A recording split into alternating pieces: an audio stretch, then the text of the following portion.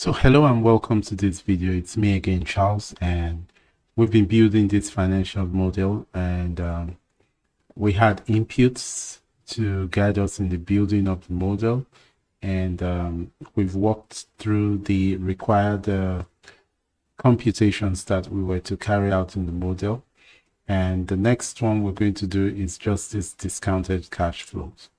So if you check previous videos in the playlist, you would see how we came about all of this that we have done in the financial model, and the monthly financial statements that we've come out with. And then we came out with that, which is the annual one. So what we're going to do is that we're just going to come here. We're going to pick this from here, and we're going to just insert our copies ourselves, and we're going to call this one valuation. Okay, so this is going to be valuation. So everything about valuation, we're going to bring it actually in here. So when we're carrying out valuation, what we actually want to see is what is the net cash flow that comes about. So we actually need we actually need just this to define that. So I'm going to just come here and have this here, and I'm going to have this one here, this link into this, and just copy that down and right here. So what this simply means is that our net after every other thing, it's going to be summing this,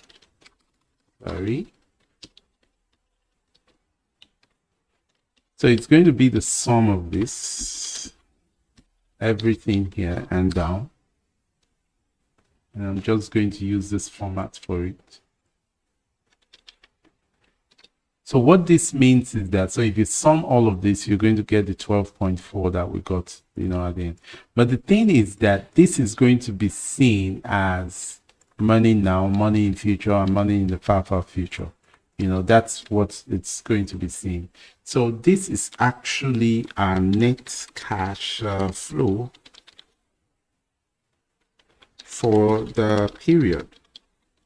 So for each of this period, this is what we get. Okay, now what we're going to do is that we're going to need some more space. So I'm going to open some columns here, unhide these columns.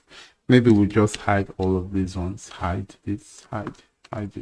So we're going to use this other place to get our terminal value. So actually we could just copy this and bring it here. So but here it's going to be like our TD, our terminal value.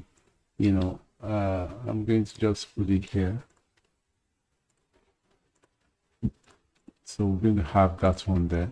So what's going to be our terminal value?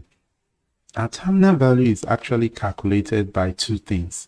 The capitalization rate. So I'm just going to do this here and then put capitalization rate. So capitalization rate, which is supposed to be a percentage, so percentage right there, and it's supposed to be a percentage, but somehow some way this was the inputs I received. So capitalization cannot be the same as this as discount. So I'm actually going to put a capitalization rate here. I'm going to just take this one here, and so to use that capitalization rate. So every industry, every location, every country has got a preferred capitalization rate. So that can change, that can be anything. So I'm going to use a 6% here as a capitalization rate, and so I'm just going to link to that rate here.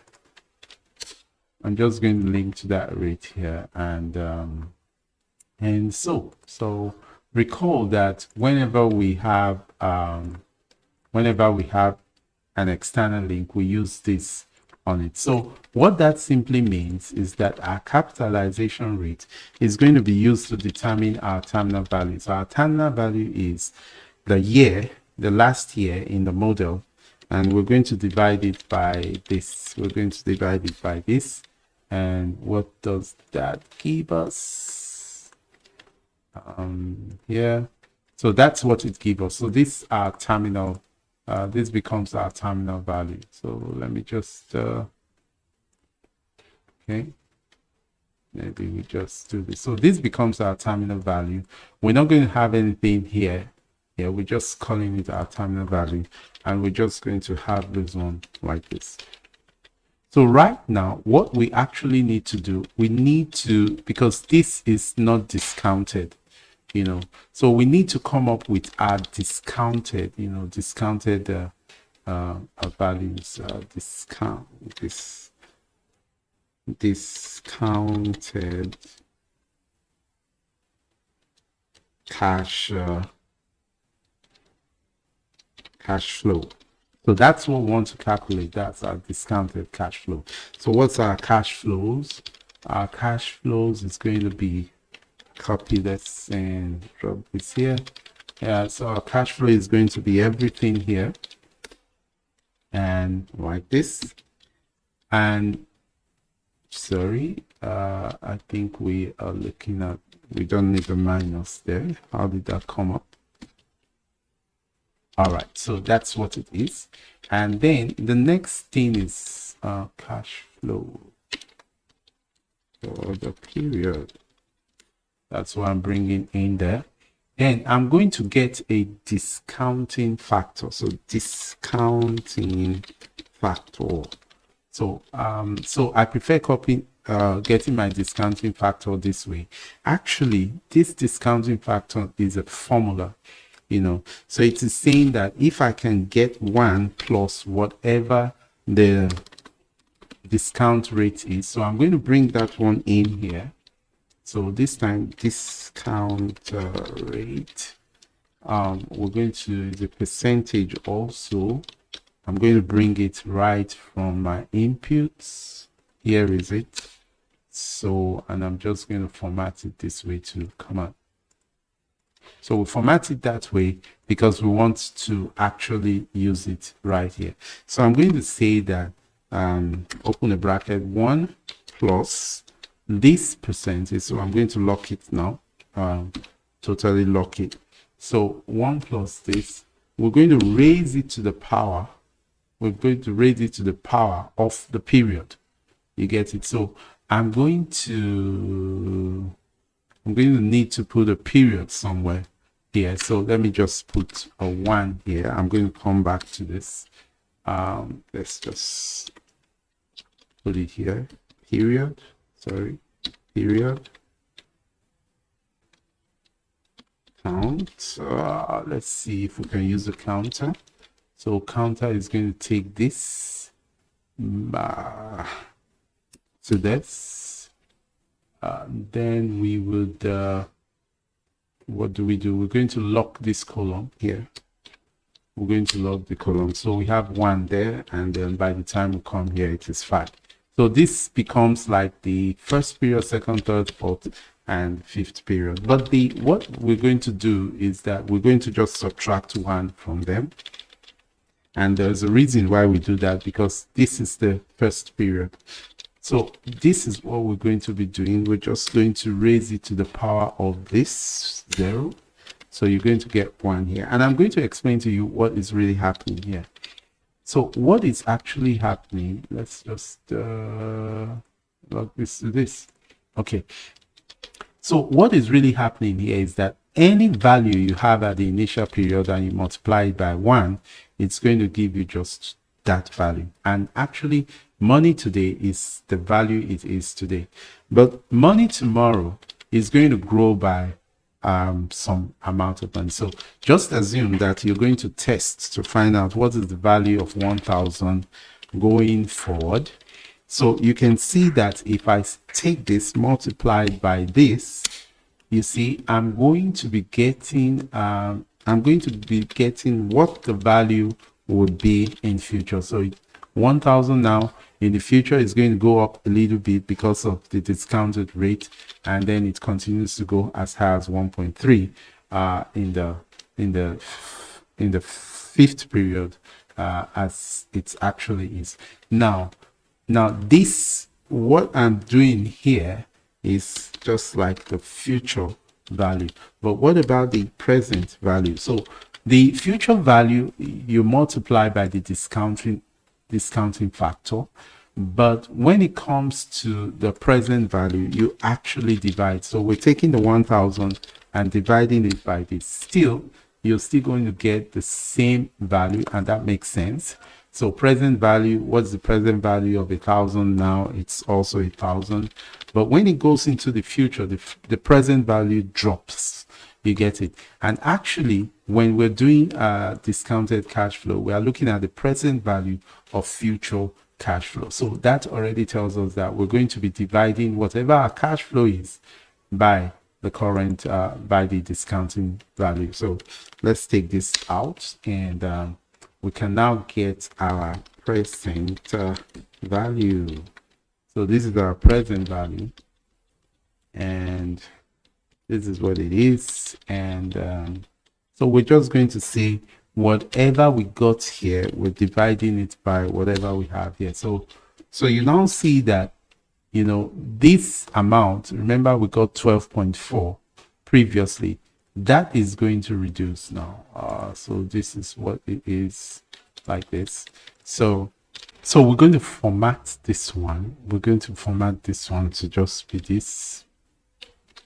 And so for each of those years, this is what the value. So 4.1 becomes 3.5, 6.9 becomes 5. This, and at this particular rate that we have here.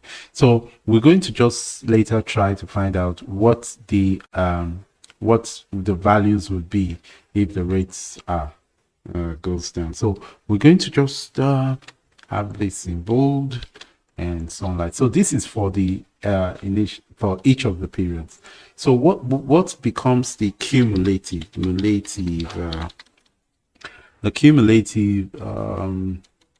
present value? The cumulative present value becomes this. So we're going to do a sum of whatever is here to whatever it is here. Now remember, when you're doing using the sum function to do a cumulative summation, you need to actually lock the column of the first reference. So here it is 0, it continues here, it's the same here. So here it is the sum of everything up to this point. That's what you can see, everything up to this point. And so you remember that we had, at this point, we had 12.4. Now discounted, it is now 10.3. And so discounted into the future using our capitalization rate, we are able to get this. So let's assume that we actually wanted to sell this property. We can be looking at the valuation of this particular amount that we have here. Okay, so that actually helps us to get the cumulative present value of this. So rather than using this, if you add up all of this, it's going to be like 13132. Right now, you now have it at 98 because you have discounted it and you have brought it to the discounted rate here. So that's exactly what that comes to be. So now the next thing that we're going to do, or we're told to calculate, is we've already got this one. The next thing we're going to calculate is the internal rate of returns. So we're going to calculate that one. That one is going to be a percentage. And let's just get this down here. I think we can afford to do this. Okay. All right. So we can afford to do this. Cumulative comes out. This fine. And then for this one, we'll be using an Excel function, which is the IRR. And then we'll want to, before we calculate that, we want to bring up something here. So let's actually get the cash, net cash. So that's the cumulative net cash flow to the investors, or maybe to equity. Okay, so remember that when the project started, equity brought an amount, and that amount was, was this amount here. So the other were loans, which we had, that's what we paid out here. So we're going to assume that we had invested this amount of money in order to carry out whatever we want to do. And then these amounts of money, that's our net cash flow for the period, was what actually came into the business. So we're going to look at let's look at the discounted one. So we're going to take this discounted one in here, and we're going to run it here. So it was as if we spent this and we got this one after discounting. All right, so that's fine. So our internal rate of returns is going to be IRR, and it's going to be, so IRR expects that the initial cash outflow is negative. So that's why we have that one here. So once we do this, we're going to get this this value here. So let's see if we have this and correct percentage. And so this is what it is in percentage. So this is the outflow, and this is quite huge. It means that at this percent, we're going to get the IRO coming to 292%. So that's really, really high, and looks, quite,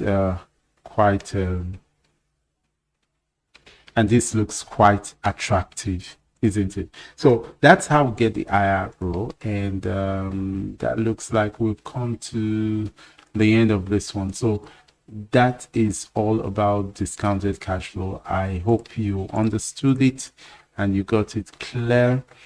So you want to just go through this, see if you could understand what it is and come up with the same value, the calculations, whatever it is. Just have a defense for whatever value that you have. Okay, I'm going to see you in the next video, and in the next video we'll be talking about scenario what if analysis. So we'll be doing all of this and trying to find out what it is in terms of scenario analysis. Thank you for watching, and if you enjoyed it, please subscribe, share and like, and I will see you in the next video. Bye bye.